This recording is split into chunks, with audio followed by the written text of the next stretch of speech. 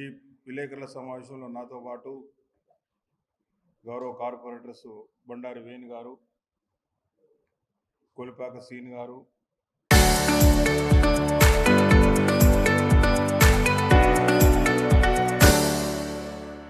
APB చంద్ర టింకు గారు, పొన్నం మండన్న గారు, senior నాయకులు కోఆప్షన్ సభ్యులు కన్నకృష్ణ గారు, గౌరవ కార్పొరేటర్ గణేష్ గారు, గౌరవ కార్పొరేటర్ అనిల్ గారు,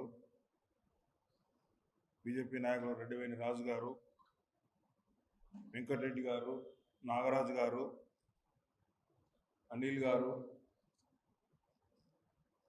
కాజా గారు, రోహిత్ గారు, సాయి గారు, మరి ఇతరులు పాల్గొంటూ ఉన్నారు.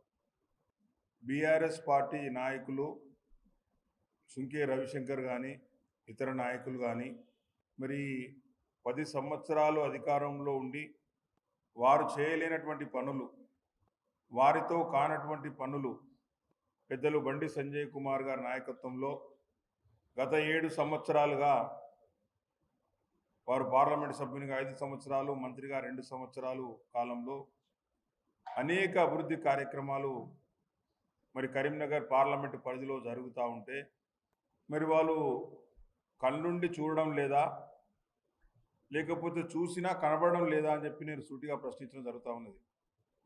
ముఖ్యంగా వారు ఎప్పుడు మాట్లాడినా మా ప్రభుత్వం తీసుకొచ్చిన పనులు, మా ప్రభుత్వ హయాంలో వచ్చిన పనులు అని చెప్పడం జరుగుతుంది తప్పితే కానీ 10 సంవత్సరాలు మీ ప్రభుత్వం ఉంటే పనులు చేయకుండా అడ్డుకున్నది ఎవరు?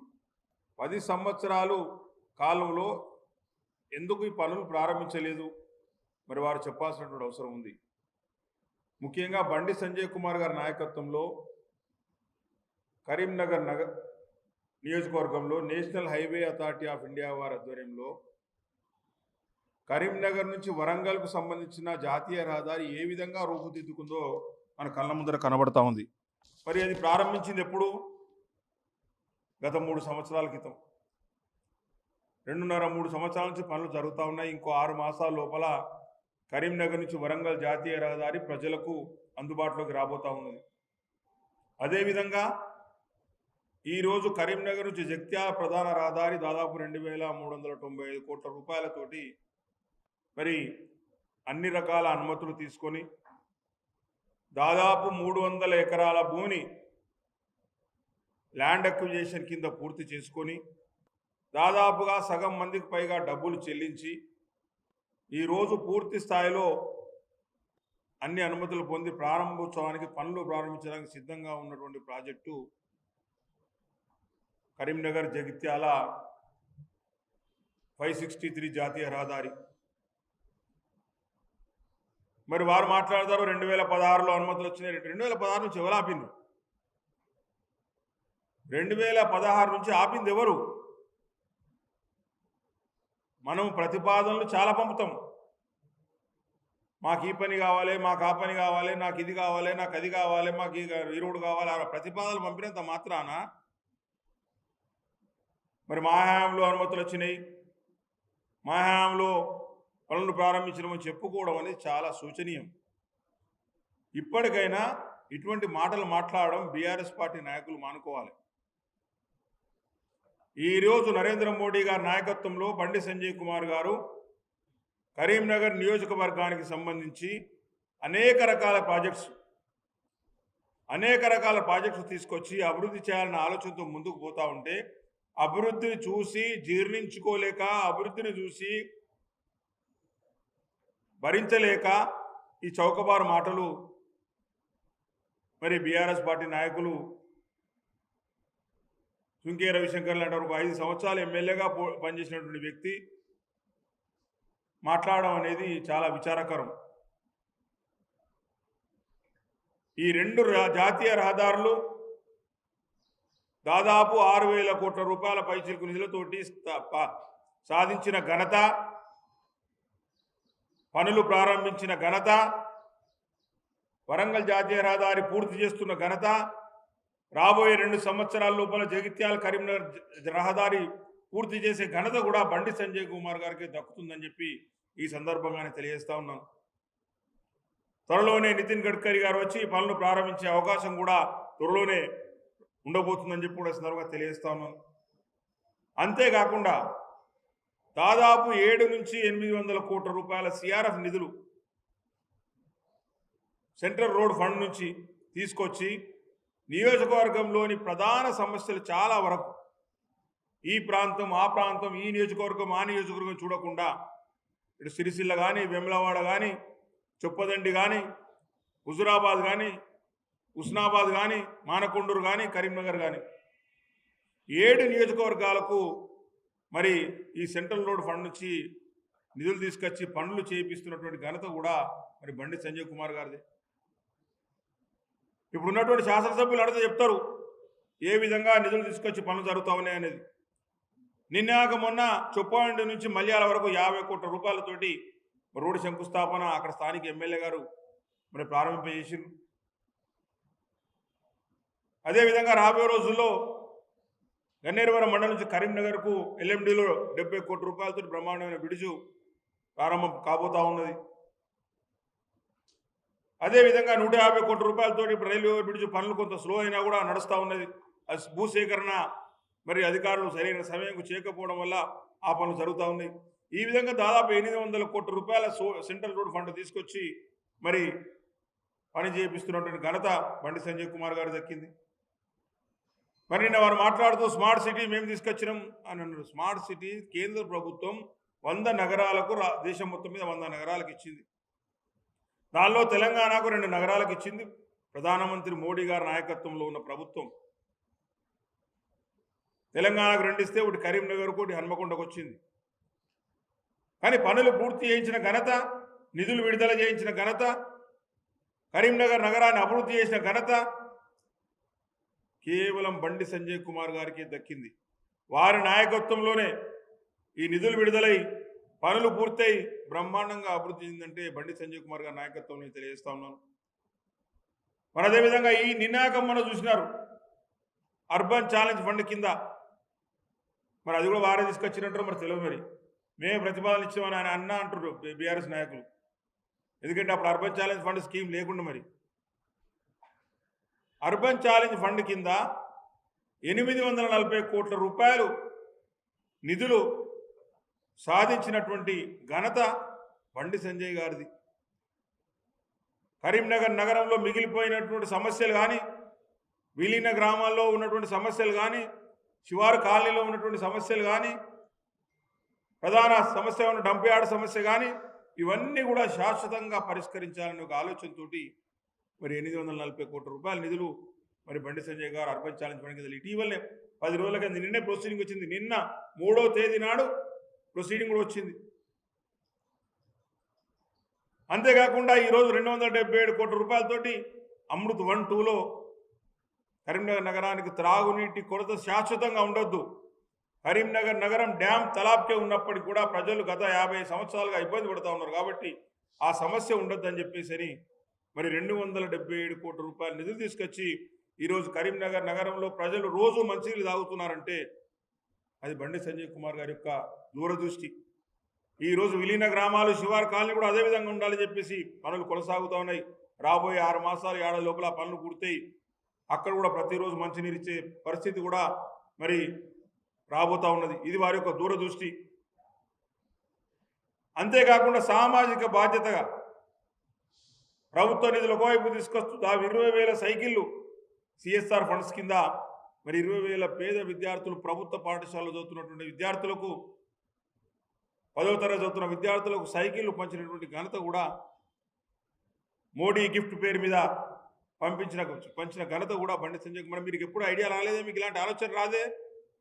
మరి మీరు కూడా ప్రభుత్వంలో మంత్రులు ఉన్నారు, ఎమ్మెల్యేలు ఉన్నారు, ఎంపీలు ఉన్నారు. ఏ రోజు కూడా పేద ప్రజలు గవర్నమెంట్ పాఠశాలలో చదువుతున్నటువంటి విద్యార్థులకు ఈ విధంగా చేయాలని ఆలోచన మీకు రాలేదే? అది కూడా మీ స్కీమేనా? అప్పుడు ఆలోచన చేసిన మీ స్కీమేనా? మరి ఏమన్నా పరీక్ష ఫీజుతో సహా చెల్లించినటువంటి ఘనత మరి బండి సంజయ్ కుమార్ గారికి దక్కింది. ఈరోజు పేద ప్రజలు 1000 రూపాయలు కట్టి మరి జిమ్ములకు పోయి ఆరోగ్యం కాపాడుకోలేరు అనే ఉద్దేశంతో సిఎస్ఆర్ ఫండ్స్ కింద దాదాపు కరీంనగర్ నగరంలో ఇప్పటికే 18 చోట్ల ఓపెన్ జిమ్లు ఏర్పాటు చేసినటువంటి ఘనత కూడా మరి బండి సంజయ్ కుమార్కే దక్కుతా ఉన్నది. రాబోయే రోజుల్లో కరీంనగర్ పార్లమెంట్ పరిధిలోని దాదాపు అన్ని గ్రామ పంచాయతీల్లో కూడా ఈ విధమైనటువంటి కార్యక్రమాలు తీసుకోవాలన్న ఆలోచన వారు చేస్తూ ఉన్నారు. సామాజిక బాధ్యతగా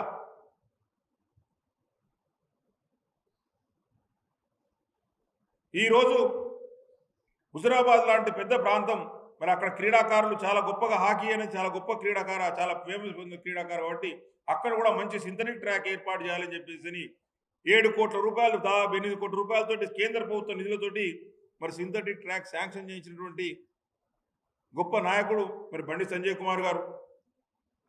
ఈ విధంగా క్రీడాకారులను కూడా అనేక రకాలుగా కూడా ఆదుకోవాలి, వాళ్ళ మంచి నైపుణ్యం వెలుగు తీయాలి అనే ఆలోచన చేసినటువంటి నాయకుడు మరి బండి సంజయ్ కుమార్ గారు. అంతేకాకుండా పేద ప్రజలు వైద్యం కోసం హాస్పిటల్స్ పోతా ఉన్నారు, సర్కార్ హాస్పిటల్స్ పోతా ఉన్నారు.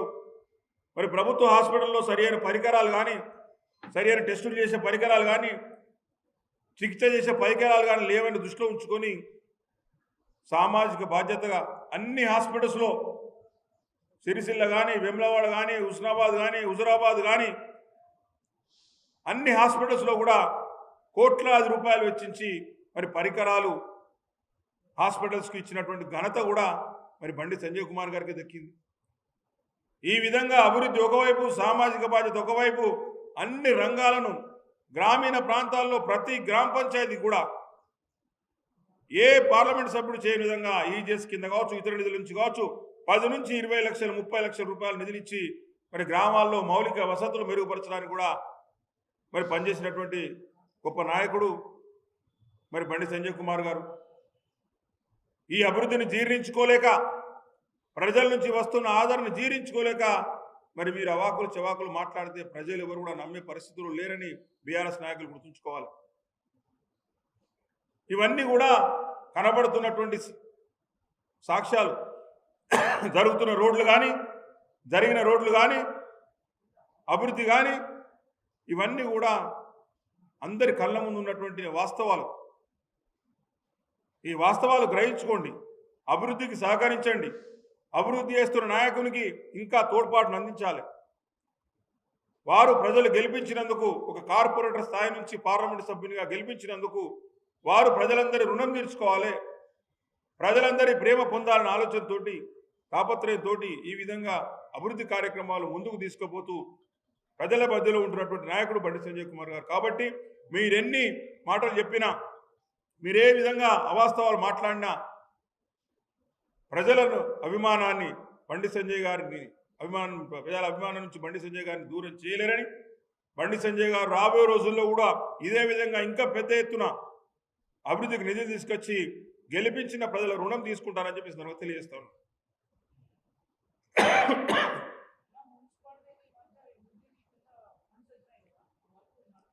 దాదాపు 180 కోట్ల రూపాయల అమృత నిధులు, 180 కోట్ల రూపాయల నిధులు టెండర్స్ పూర్తయింది. పబ్లిక్ హెల్త్ డిపార్ట్మెంట్ వారు టేకప్ చేస్తూ ఉన్నారు.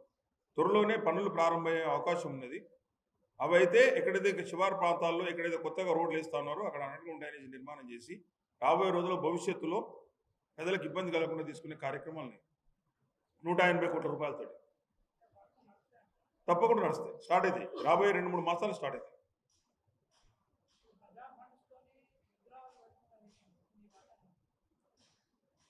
నేను ఈరోజే పత్రికల్లో చదివినాను, ఈరోజు ఒక పత్రికల్లో చదివినాను. గతంలో మేము కూడా 5 సంవత్సరాలు మేయర్గా పనిచేసిన, నాకంటే ముందు కూడా చాలామంది మేయర్గా పనిచేసినారు. కానీ మాకున్న అవగాహన ప్రకారం మహాత్మా గాంధీ గారిది, డాక్టర్ బాబాసాహెబ్ అంబేద్కర్ గారిది పెట్టుకోవడానికి ప్రభుత్వం నుంచి ఎలాంటి ఆంక్షలు లేవు. మరి ఈరోజే నేను చదివినాను, మరి దానికి సంబంధించిన వివరాలు తెలుసుకోవాల్సిన అవసరం ఉంది. అట్లా పెట్టాలనుకుంటే చాలామంది పెట్టుకోవచ్చు మనం, ఎందుకంటే పివి నరసింహారావు గారు మన జిల్లాకు సంబంధించినటువంటి నాయకుడు, ముఖ్యమంత్రిగా పనిచేసిండ్రు, ప్రధానమంత్రిగా పనిచేసిండ్రు. అదేవిధంగా అటల్ బిహారీ వాజ్పేయి గారు చాలా గొప్ప నాయకుడు, ప్రధానమంత్రిగా పనిచేసిండ్రు, వారు కూడా భారతరత్న పొందిండ్రు. ఈ విధంగా పెట్టుకోవాలంటే చాలామంది ప్రధానులు ఉన్నారు. మరి అవకాశం ఉంటే, మరి పెట్టే అవకాశం ఉంటే తప్పకుండా పెట్టాలి. మరి పెట్టే అవకాశం ఉందా లేదా అనేది మరి కొంత సమాచారం తీసుకున్న తర్వాత చెప్పాలి. ముందుగా పివి నరసింహరావు గారి విగ్రహం పెట్టేది ఉండే. పివి నరసింహరావు గారు ఎందుకంటే మేము గత 3.5 సంవత్సరాల కిందనే ఇందిరాగాంధీ గారి విగ్రహం ముందు ఐలాండ్ కట్టినాం. విగ్రహం పెడదామంటే అప్పుడున్నటువంటి అధికారులు, అప్పుడున్నటువంటి వాళ్ళు మనకు అవకాశం లేదు, ప్రభుత్వ నిధులు పెట్టరాదు అని చెప్పి అప్పుడు మాకు ఇచ్చిన సమాచారం. కాబట్టి మేము పెట్టలేకపోయినాం. ప్రైవేట్ ద్వారా తీసుకొచ్చి పెడదామని ఆలోచన చేసినాము. అదంతలో ఉంది. మరి ఈరోజే పత్రికలో చూసినాం కాబట్టి ఆ సమాచారం పూర్తిగా తీసుకున్న తర్వాత అట్లాంటి అవకాశం ఉంటే అందరికీ పెట్టాలి. ముఖ్యంగా స్థానికంగా ఉన్న పివి నరసింహరావు గారికి ప్రాధాన్యత ఇవ్వాలి. తప్పకుండా కంప్లీట్ అవుతుంది. డంప్ యార్డుకు 80 కోట్ల రూపాయల నిధులు యూసీఎఫ్లో పెట్టుకున్నాము. అవి కాకుండా కూడా ఇంకో 20 కోట్ల రూపాయల నిధులు అందుబాటులో ఉన్నాయి.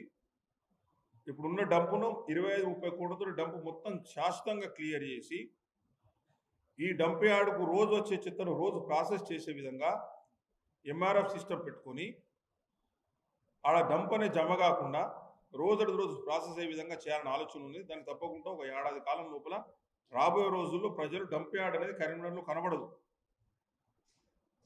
ఇంకెన్ని సంవత్సరాలన్నా కనబడకుండా ఆ విధంగా సిస్టమ్ పెట్టుకునే ప్రయత్నం చేస్తాం. దానికోసమే యూసీఎఫ్లో 80 కోట్ల రూపాయలు పెట్టినాం. అది కాకుండా ఇతరత్ర కేంద్ర ప్రభుత్వం చూసిన స్వచ్ఛ భారత్ నిధులు కానీ ఇతర నిధులు కానీ 10-15 కోట్ల రూపాయలు అందుబాటులో ఉన్నాయి. కాబట్టి ఆ సమస్య శాశ్వత పరిష్కారం అవుతుందని భావిస్తున్నాం.